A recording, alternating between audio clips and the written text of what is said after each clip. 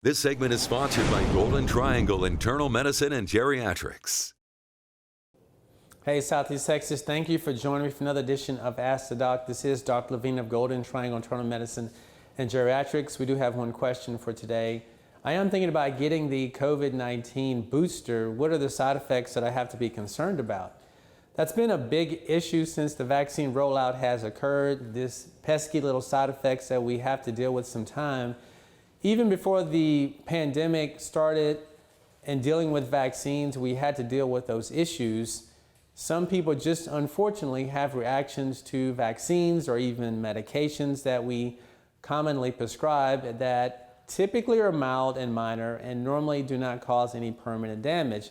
But certainly anytime you're talking about the human body and you're talking about injecting it with something, unfortunately there are unforeseen issues that come up. In terms of the pandemic and the COVID-19 vaccines, certainly there's been a very aggressive surveillance program since the vaccine rollout has occurred. And at this point, it's still a very, very safe product to use. All three, we haven't really recommended you take one or the other, just whichever one you can get, but they all are relatively good products with minimal side effects that you don't have to worry about. But unfortunately, when it comes to these vaccines, sometimes you do.